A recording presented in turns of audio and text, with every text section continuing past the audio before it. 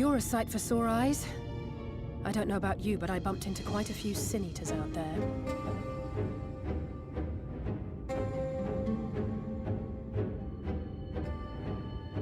You too, then. It seems the closer we get to Mount Gulg, the more of them there are.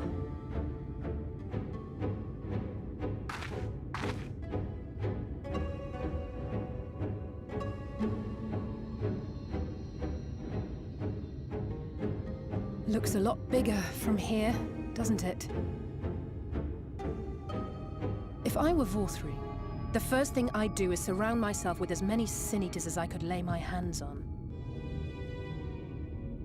And judging by the number we've already faced, his lordship is of the same mind. This is going to be a tough climb. But first things first, we need to determine if climbing is even an option. The more I look, the less likely it seems. Y'shtola is right to be worried. But flying may be our only choice after all.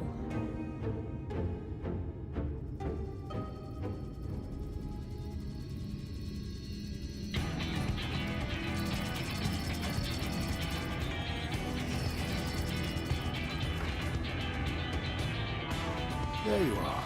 Master Alphino was afeard you had met with some misfortune.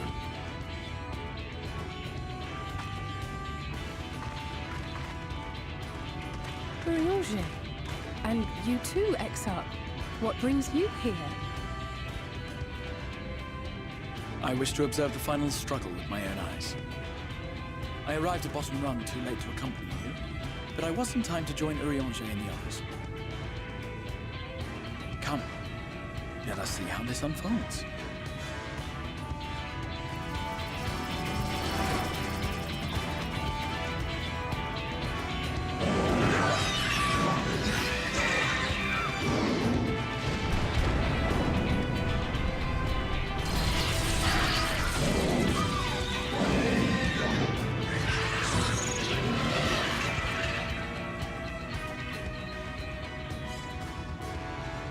Well, it seems flying is off the table. If we have learned that much, then the Machina have served their purpose. Ah, so that's what they were for. Wasteful, but effective. It would seem our foe will not be reached by land or air. We must needs withdraw to consider another course. Master Alphino waiteth for us atop Run. Thither should we make our way.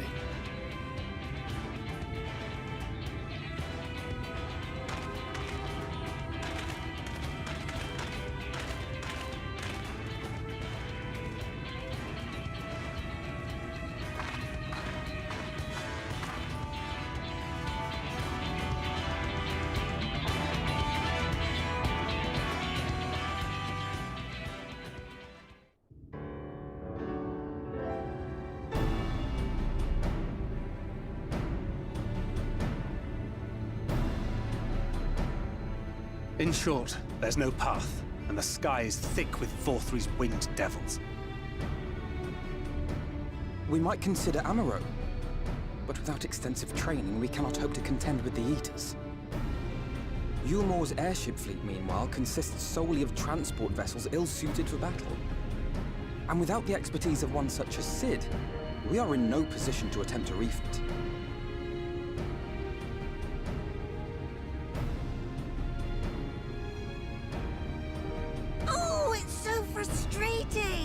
That wretched mountain should jolly well come back down to us. Now, dearest, we mustn't disturb these good people at their work. We've ridden the ladder and seen the sights. It's past time we took our leave.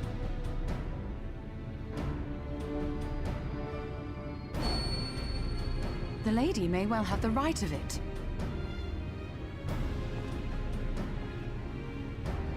Mount Gulg will not soon come down to Earth, nor can we compel it to do so. But if the mountain will not come to the land, mayhap the land may be made to come to the mountain. In the form of a Talos. A Talos large enough to reach out and take the volcano in its grasp.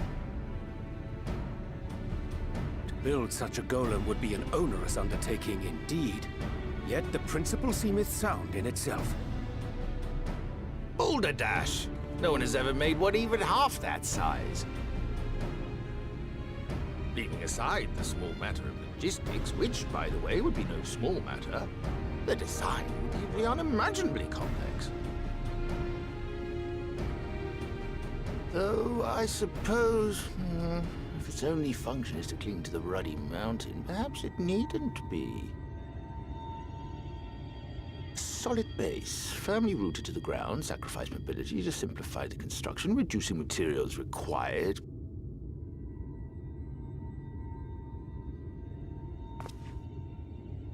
Wait, what am I thinking? We would still need a veritable army of people to do the work. Left to the crew that helped down below, it would take decades, if not a nice round century. So we need more hands. And what sort of things would these hands be required to do?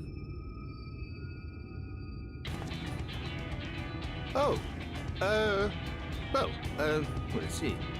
First, we need people to procure the stone for the chassis. The rock found near the mountain would suit our purposes well enough. It would be a simple task to quarry the stuff, but given the stupendous quantity required, we'd need all the help we can get.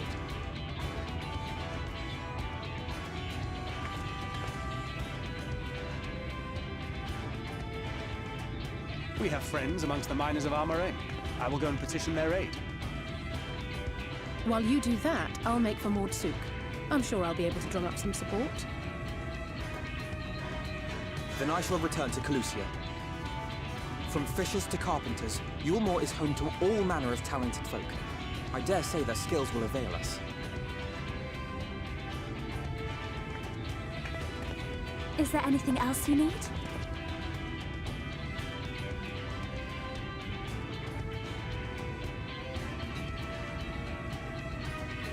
Well, yes, actually. Magic. Lots of the stuff, as much as possible. To awaken a Talos of this size would require an entire congregation of mages.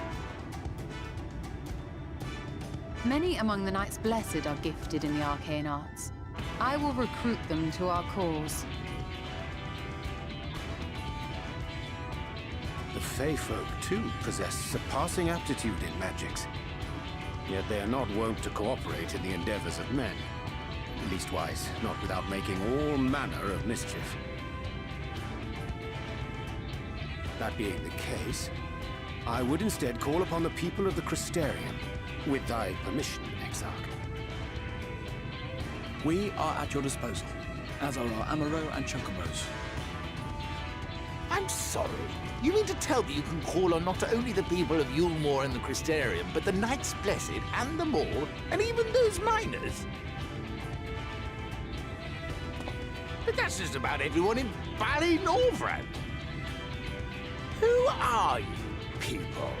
And how did you come to have so many friends?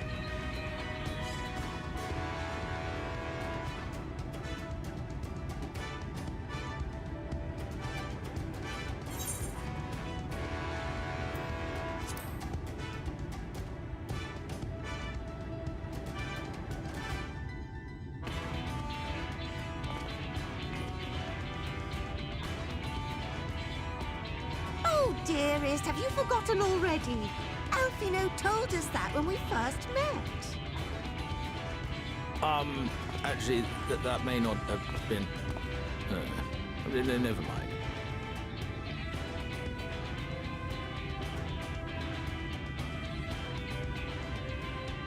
So, as you can see, you will not want for bodies. I trust you will have your design ready in good time for their arrival.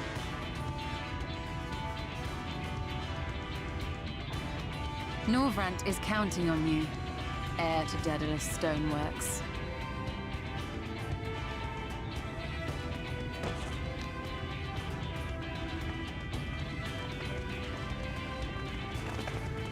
We'll be back as soon as we can, and we'll bring the whole world with us.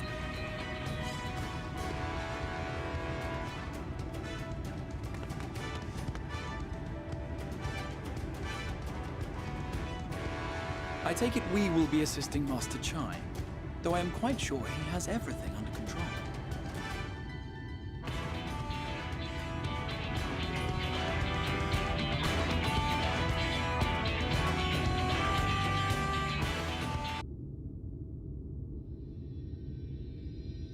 The future is where my destiny awaits.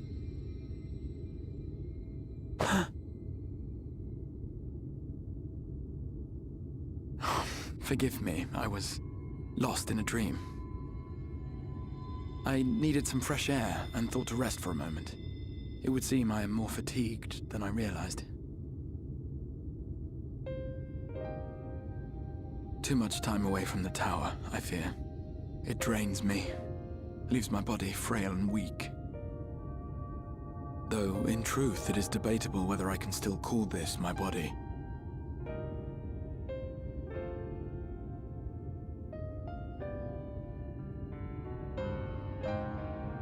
When first I turned my mind towards the salvation of the world, I came to the conclusion that it would take many long years, many more than remain to me. And so I made myself one with the Crystal Tower, that I might live indefinitely. I am but an extension of it now, hence my weakness the farther I travel, and the longer I am away.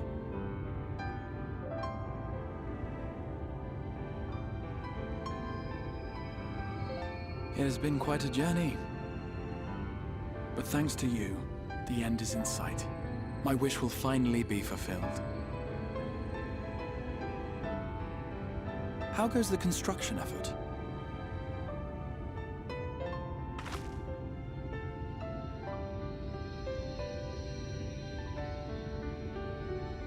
Then this may be the last moment we have to ourselves for a while. Come, sit with me.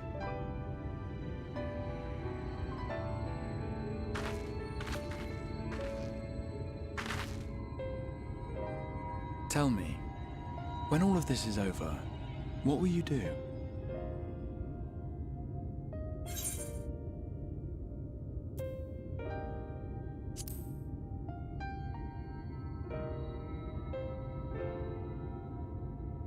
Ah, yes. Even should we succeed in forestalling the 8th Umbral Calamity, the specter of war will remain. But to declare your intent with such easy resolve, you truly are a hero's hero, my friend.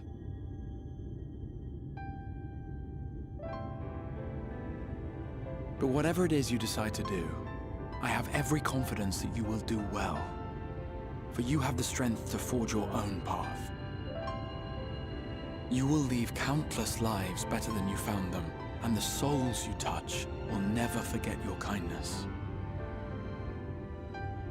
Then, in trying times, when you question your worth and your choices, they will raise their voices to remind you of the difference you have made. And thus will your deeds come to affirm your path. Remember this.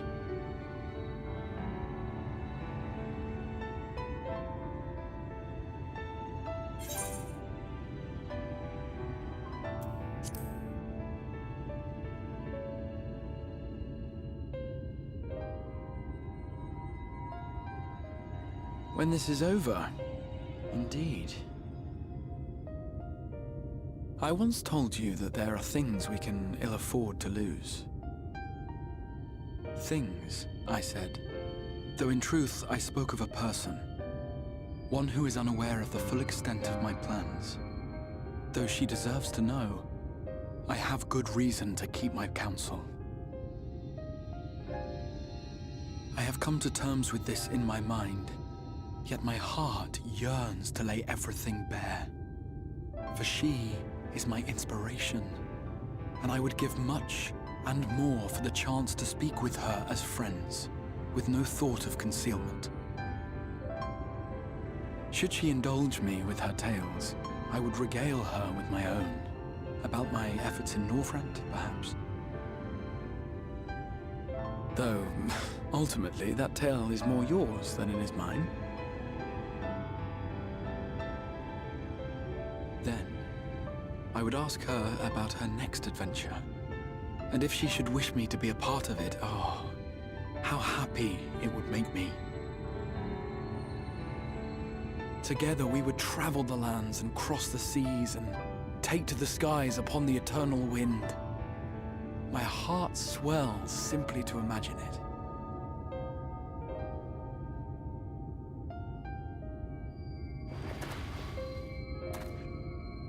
But all of this is contingent upon our victory in the coming battle.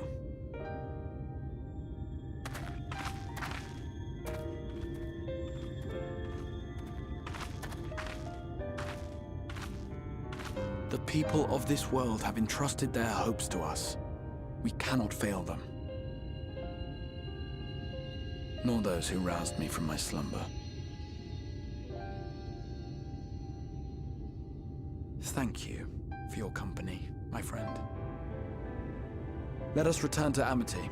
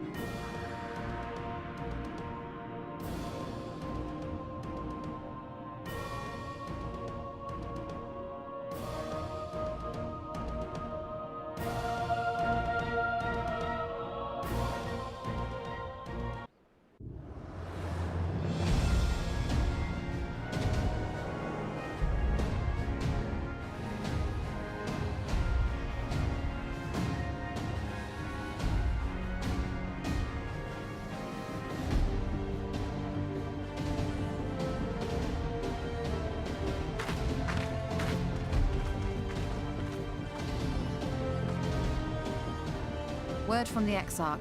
All is set on his side, and we may proceed when ready. Well, we have sufficient stone for our needs. Likewise, preparations for the imbuing have been made according to thine exacting instructions.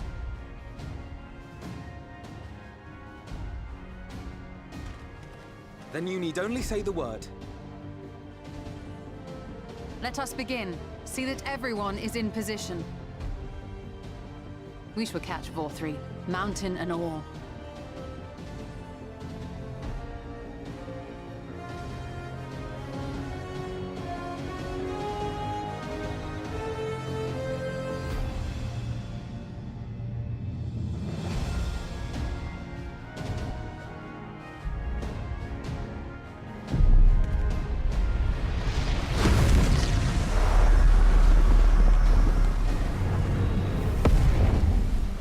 Here it comes!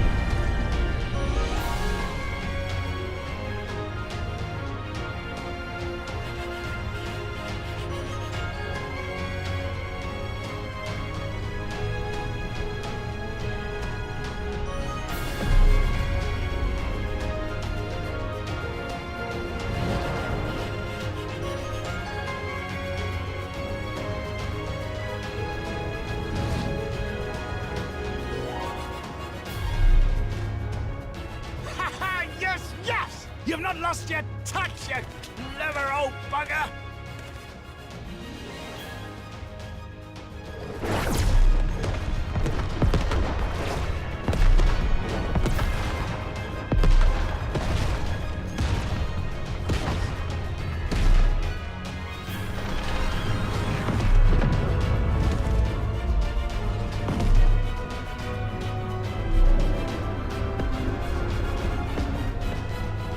Do you see what they're doing?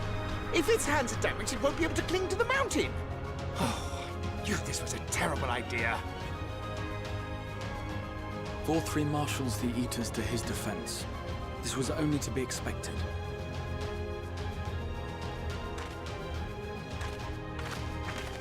We must try and draw as many of them down to the ground as possible.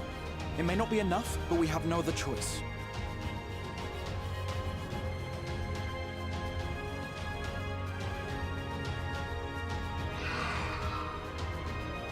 Is that?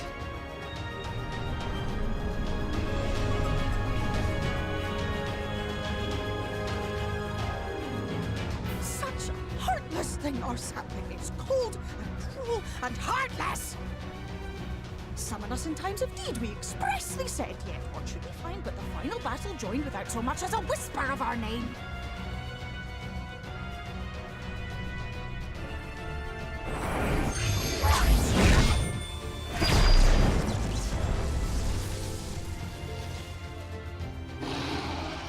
Yes, we may also have said that we Fae folk have no interest in the struggles of men. But if our adorable sapling had come crying to us for help, we would of course have flown to her aid. Of course we would. What are we to do with her?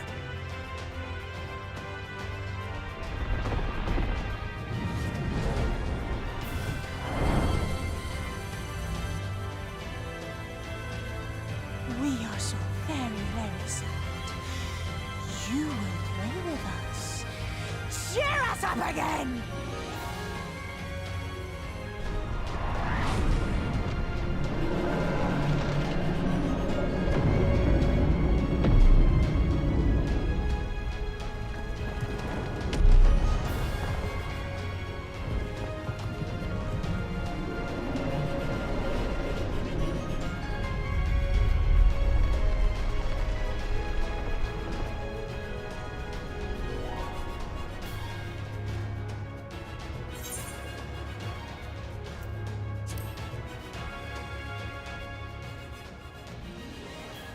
This I did not expect, but I will gladly accept their help.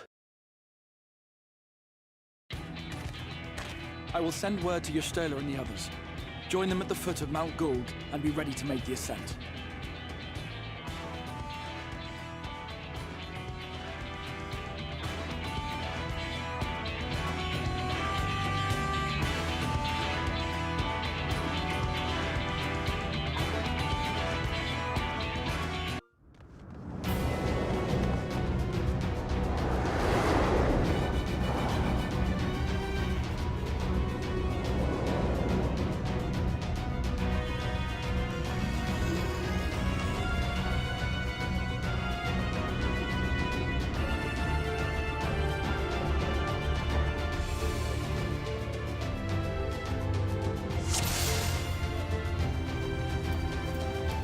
So it is you.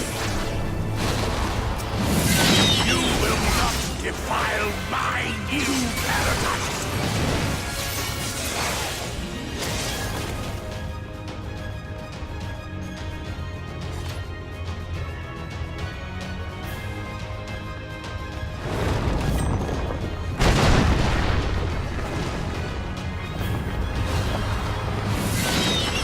Prepare yourself.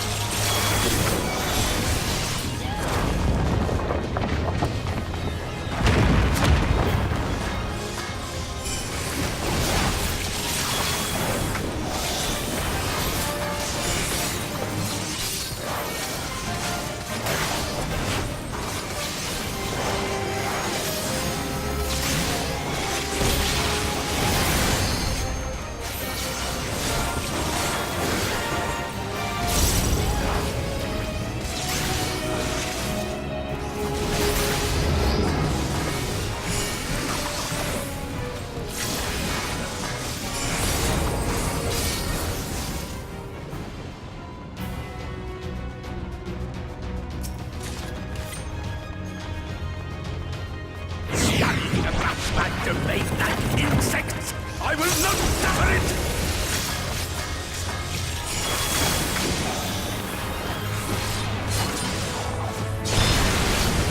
Come no closer! Filthy creatures!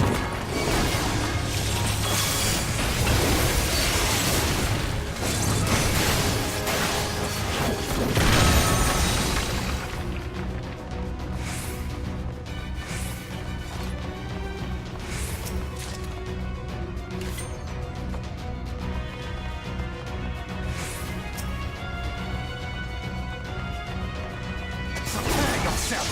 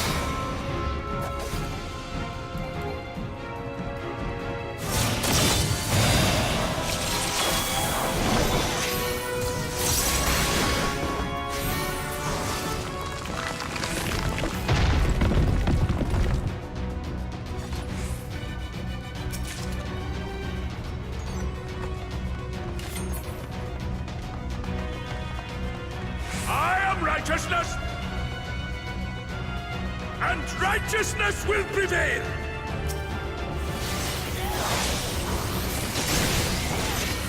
Very well. If you will not be discouraged.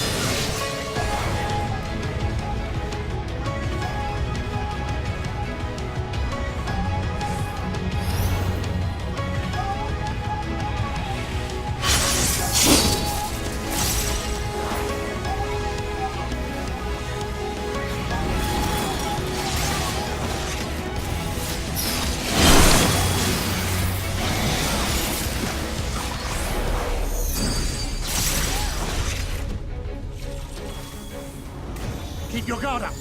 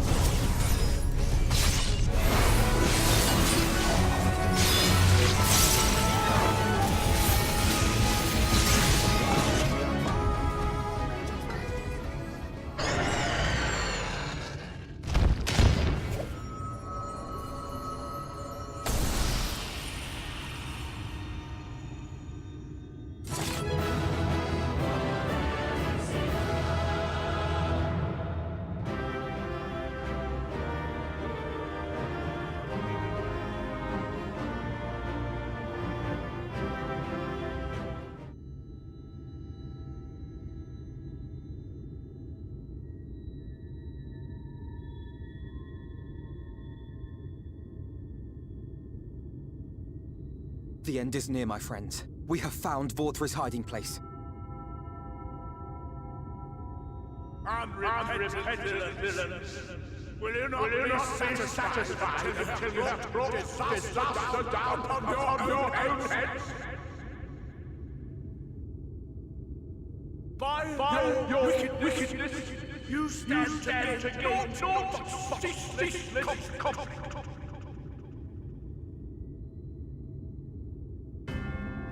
Had you only entrusted fate to me, there would have been peace for all. You could have lived bliss in my eternal paradise, free from the burdens of conscience and purpose.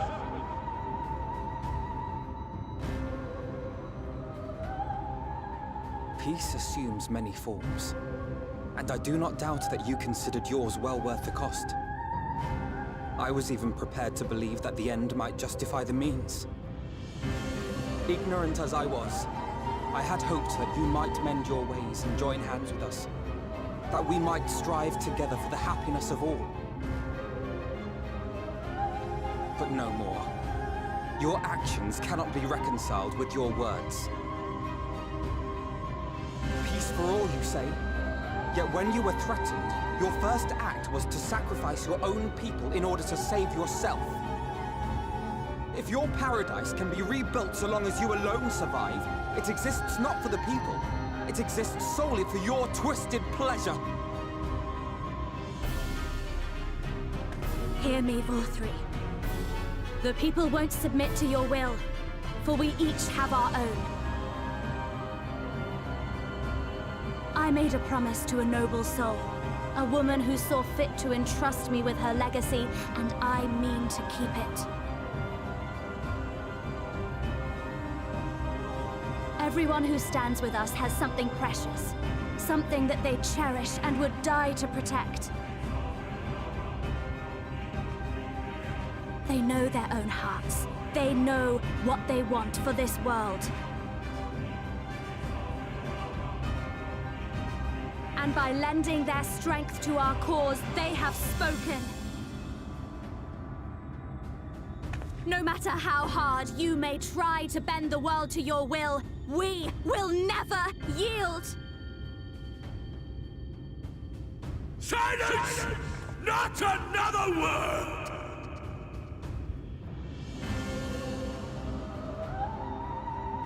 You presume to lecture me. Insolent worms. You will learn your place. With my true powers awakened, I will expunge you like the filth you are. Your demise will serve as a reminder to all that I am the zenith of mankind and Shinita both, chosen to rule over creation by right of transcendence. My very existence is virtuous. I am perfect, immaculate. He seems disinclined to grant us an audience.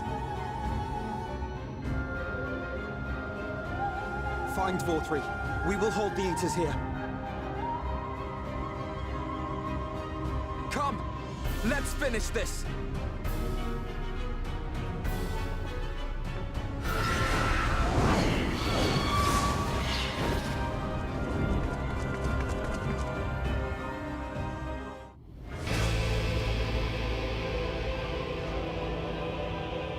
Are you so determined to die? One last chance, villains! Bow down and acknowledge your king! Your god!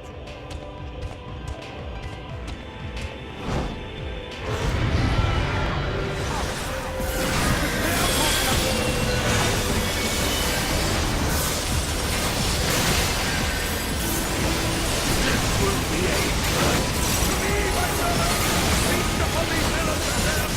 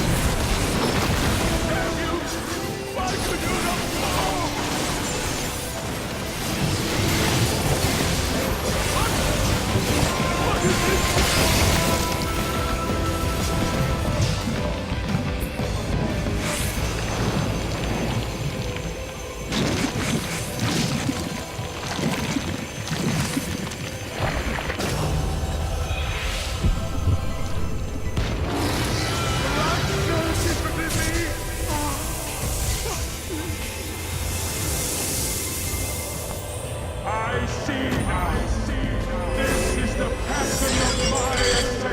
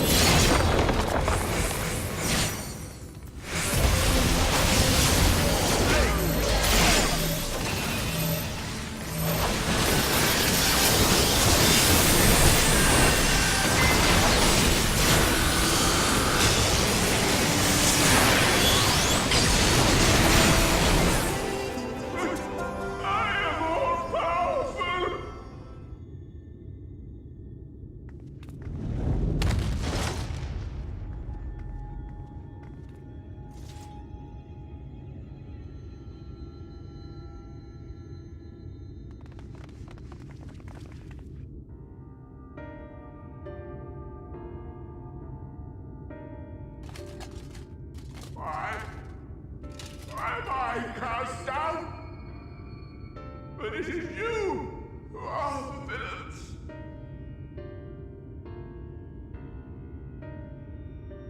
Father told me that I am hope. I am righteousness. That I am a god.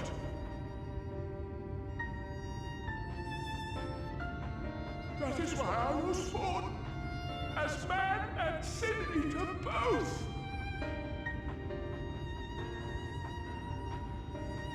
I kept the people safe. They respected me, worshipped me. How can this be? I should be the one looking down at you.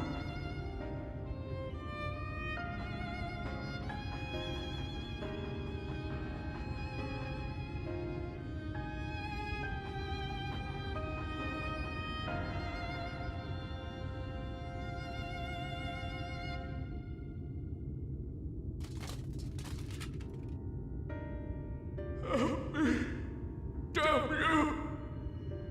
I am your god!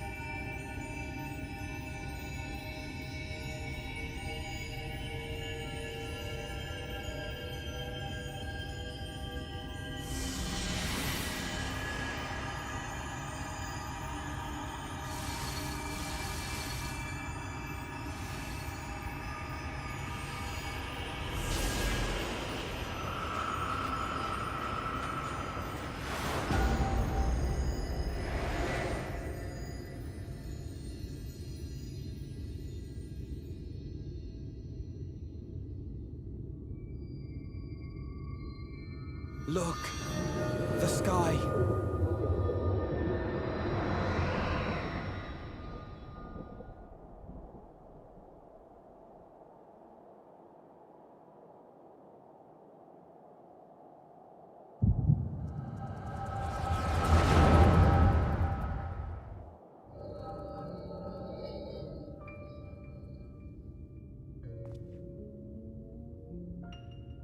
Fools!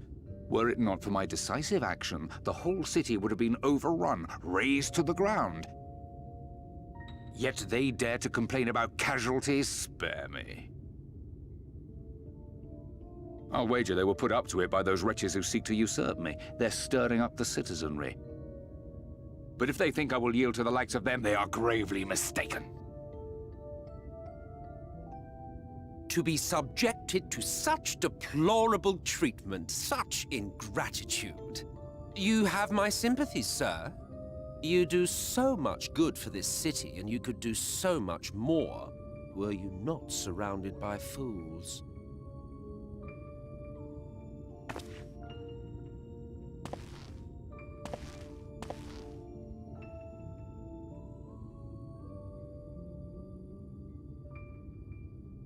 Who are you? You're not supposed to be in here.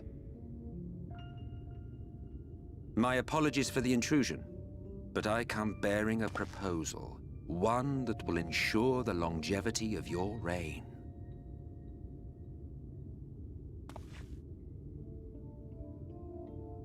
But give me the word, sir, and I will bring hither a Light Warden. By giving its power to the babe within your lady wife's womb, we shall create a transcendent being, a king to rule over all. And as sire to the king, your authority will never again be in question.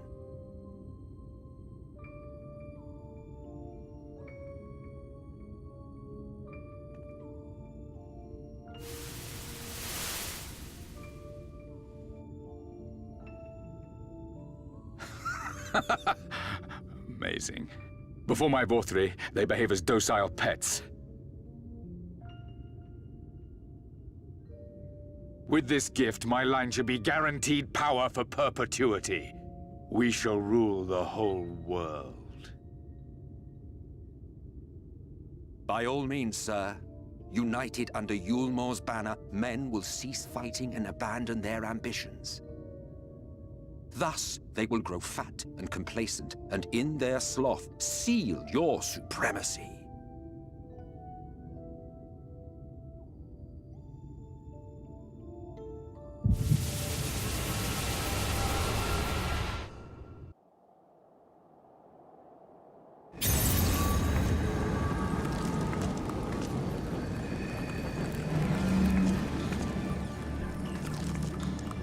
Are you all right? Say something!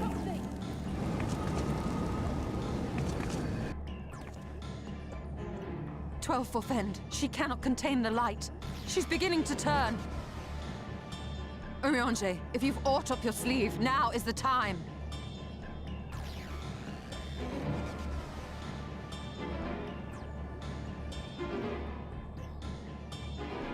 It's changing back.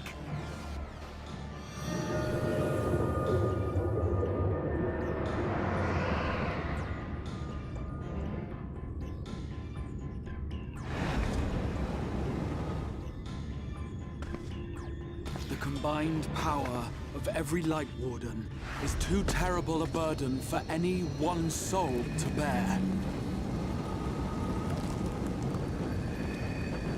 And so I shall relieve you of it.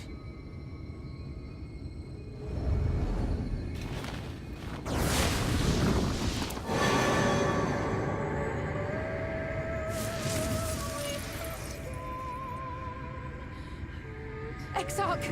What are you doing?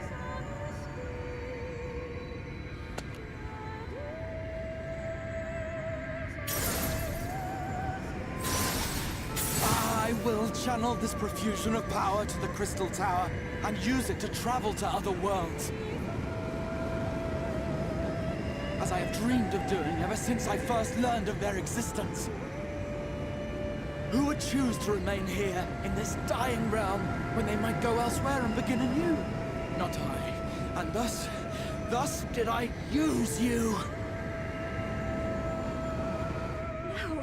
No, I don't believe you. It doesn't make sense. Damn you! We won't let you do with her as you please. Do not interfere! Please, I beseech you all, let him go!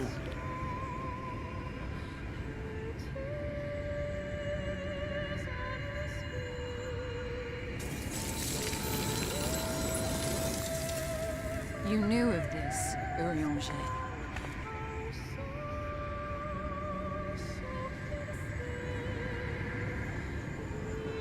'Tis all a fiction. Such vaguely defined acts of teleportation stand no chance of success. The Exarch will never live to see another world, as he knows only too well. Then, what does he mean to do?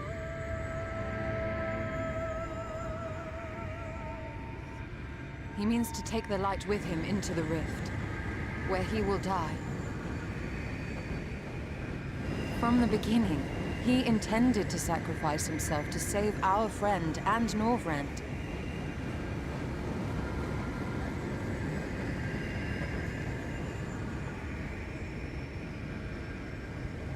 At Journey's End, an opportunistic thief makes off with the hero's prize. A paltry way to end a chapter, I concede. Yet your tale will continue, and my role in it will scarcely be remembered.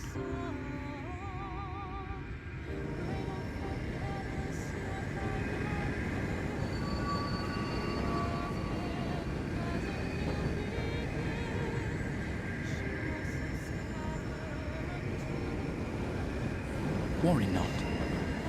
Whatever should become of me, I will be happy and free, safe in the knowledge that I have played my part.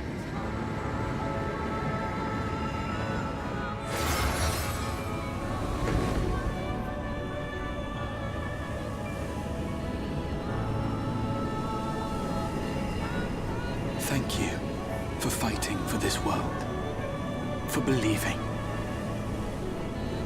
Thank you well, my friend, my inspiration.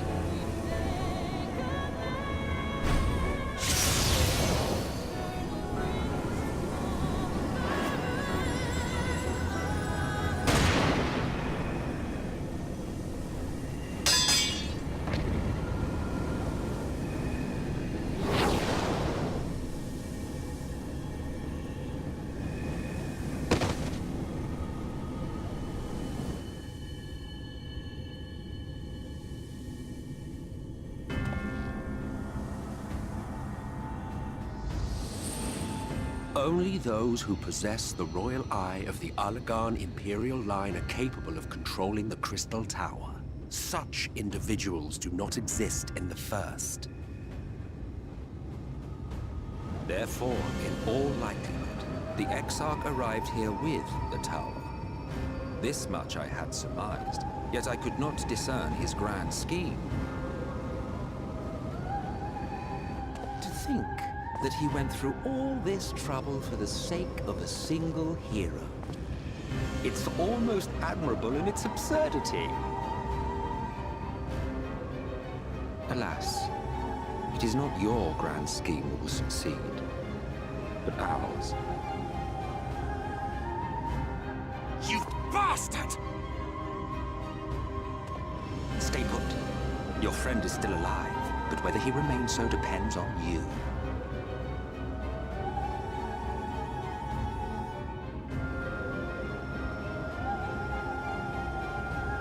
What a disappointment you turned out to be. I placed my faith in you, led myself believe that you could contain the light. But look at you now, halfway to becoming a monster. You are unworthy of my patronage.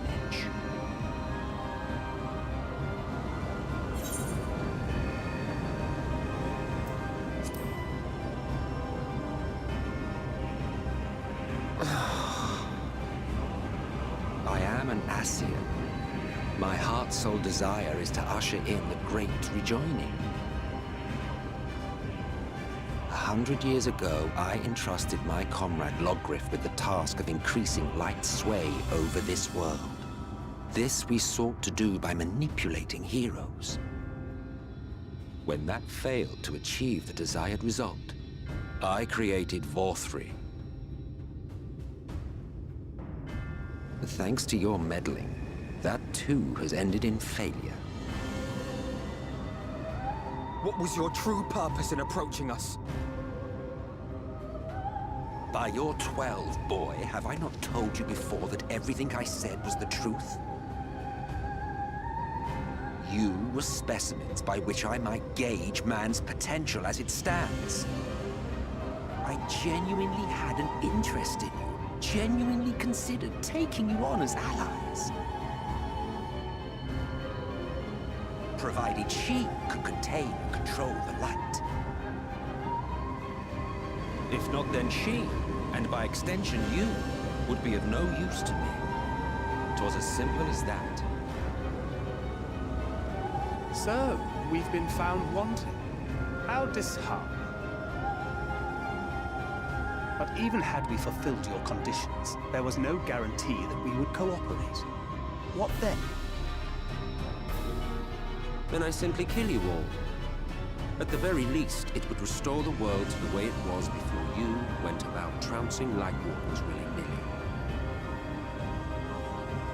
Suffice it to say, it would be most inconvenient to have all that light taken away.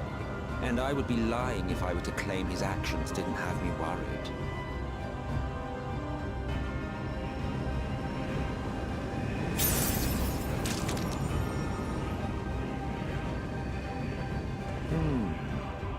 You still retain your form and your senses. But you have all but become a Sin Eater. Whether you will it or no, your mere existence will serve to engulf the world in light. Those in your company will likewise turn into sin-eaters. And in time, you will succumb to your base instincts and hunt innocents to feast on their sweet, sweet ether. Those few with the will left to fight may rise up against you. But before your absolute might, they will quickly know despair. There is no hope. We are finished. Mankind is finished. Ah, the irony. What Vorfrey achieved through bliss, You achieve through despair.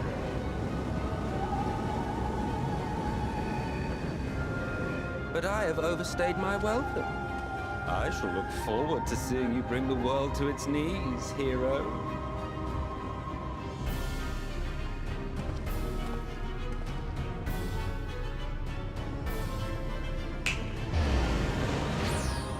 Exarch! I have naught to show for all the time and effort I invested in you. He is a small token for my troubles. I did not expect that I could learn aught from man, but I may yet learn something from all the knowledge he had hoarded for his precious hero.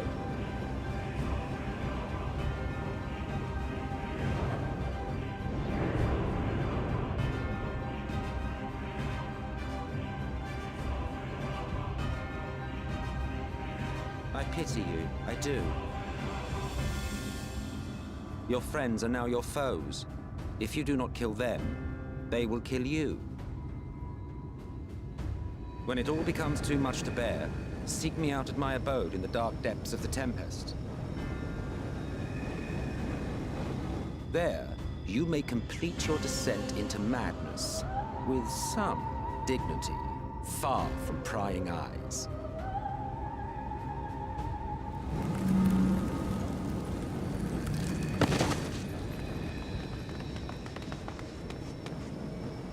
till then, I bid you farewell. Eater.